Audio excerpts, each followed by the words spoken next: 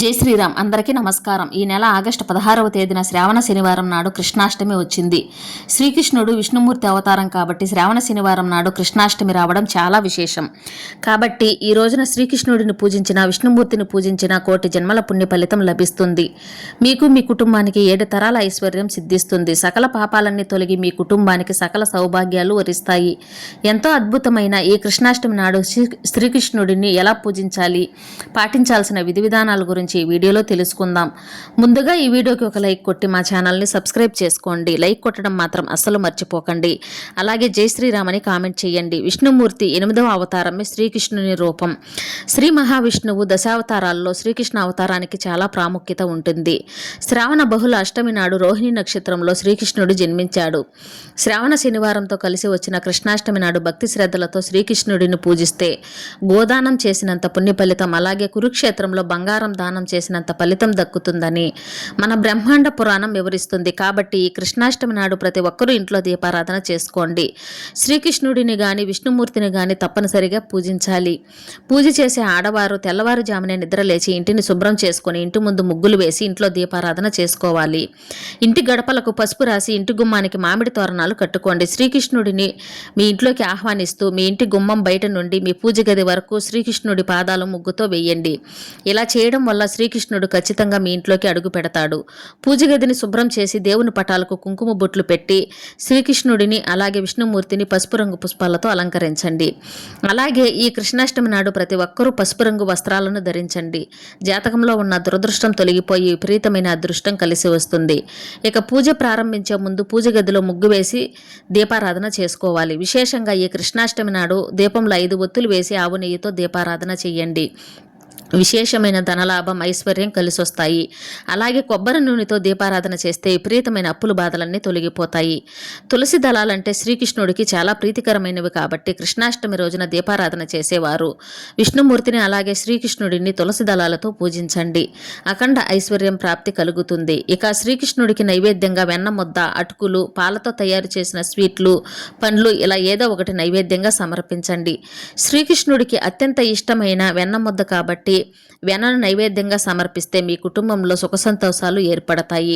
అదేవిధంగా అటుకులను నైవేద్యంగా సమర్పిస్తే అపారమైన సంపదలు ప్రాప్తిస్తాయి. కుటుంబంలో కష్టాలన్నీ తొలగిపోయి మీ కుటుంబంలో అదృష్టం, ఐశ్వర్యం పెరుగుతుంది. ఈ విధంగా శ్రీకృష్ణుడికి నైవేద్యాన్ని సమర్పించి ఓం శ్రీకృష్ణ పరబ్రహ్మే నమః అనే మంత్రాన్ని 21 సార్లు కానీ 108 సార్లు కానీ జపించండి. విష్ణుమూర్తి ఆశీర్వాదం సులభంగా కలుగుతుంది. ఒక రాగి చెంబు నిండా నీళ్లు పోసి అందులో తులసి ఆకులు వేసి మీ పూజ గదిలో పెట్టుకోండి. నైవేద్యం పక్కన ఈ తులసి నీటిని పెట్టుకోండి. పూజ పూర్తయిన తర్వాత ఆ నైవేద్యాన్ని కుటుంబం అంతా ప్రసాదంగా స్వీకరించి ఈ తులసి నీటిని తీర్థంగా స్వీకరించాలి. ఈ తులసి నీటిలో దైవశక్తి పుష్కలంగా ఉంటుంది కాబట్టి ఈ తీర్థాన్ని పుచ్చుకోవడం వల్ల దీర్ఘకాలిక అనారోగ్య సమస్యలన్నీ తొలగిపోయి జీవితాంతం ఆరోగ్యంగా జీవిస్తారు. ఈ కృష్ణాష్టమి నాడు ప్రతి ఒక్కరూ తప్పనిసరిగా పాల మేగడను కానీ వెన్న ముద్దను కానీ తినాలి. తద్వారా మంచి ఆరోగ్యం సిద్ధిస్తుంది. ఈ కృష్ణాష్టమి నాడు ఇంట్లో దీపారాధన చేసుకుని ఏదైనా విష్ణుమూర్తి ఆలయానికి కానీ శ్రీకృష్ణ దేవాలయానికి కానీ వెళ్ళండి. ఈ రోజున విష్ణుమూర్తిని దర్శించుకుంటే జన్మజన్మల అదృష్టం కలుగుతుంది. లక్ష్మీనారాయణుల ఆశీర్వాదం మీ కుటుంబంపై ఉంటుంది. అలాగే శ్రీకృష్ణుని ఆలయానికి వెళ్ళేవారు ఒక తులసి మాలను తీసుకెళ్ళి కృష్ణుడికి సమర్పించండి. కృష్ణయ్య ఆశీర్వాదం వెంటనే కలుగుతుంది. అలాగే శ్రీకృష్ణ దేవాలయానికి వెళ్ళేవారు శ్రీకృష్ణ అష్టోత్తర పూజలు చేయించుకుంటే వంశాభివృద్ధి, అష్టైశ్వర్యాలు కలుగుతాయని నమ్మకం. విశేషంగా ఈ కృష్ణాష్టమి నాడు ఒక చిన్న శ్రీకృష్ణుని విగ్రహాన్ని తెచ్చుకొని మీ పూజ గదిలో పెట్టుకుంటే మీ సంతానానికి చాలా మంచి జరుగుతుంది. మీ పిల్లలు జీవితంలో గొప్ప స్థాయికి ఎదుగుతారు. ఈ కృష్ణాష్టమి నాడు ఇంట్లో పూజ చేసే ఆడవారు ఒక పూట ఉపవాసం ఉండాలి. శ్రీకృష్ణుడికి అత్యంత ప్రీతికరమైన వాటిలో వేణువు ఒకటి కాబట్టి ఈ కృష్ణాష్టమి రోజున చెక్క వేణువును తయారు చేసి కృష్ణుడి ఆలయంలో సమర్పించండి. ఇలా చేయడం వల్ల మీకు మీ కుటుంబానికి చాలా మంచి జరుగుతుంది. ఈ కృష్ణాష్టమి రోజున వీలైనంత ఎక్కువగా జై శ్రీకృష్ణ అని జపిస్తూనే ఉండండి. ఆ కృష్ణుని అనుగ్రహం మీ ఇంటిపై ఎల్లవేళలా ఉంటుంది. ఈ కృష్ణాష్టమి నాడు శ్రీకృష్ణుడికి ఎంతో ఇష్టమైన గోవులను పూజిస్తే కోటి రెట్ల పుణ్య ఫలితాన్ని పొందవచ్చు. కాబట్టి కృష్ణాష్టమి నాడు ప్రతి ఒక్కరూ గోవులకి ఆహారంగా అరటి పండ్లను, ఉడకబెట్టిన శనగలను అలాగే పచ్చిగడ్డిని తినిపించండి.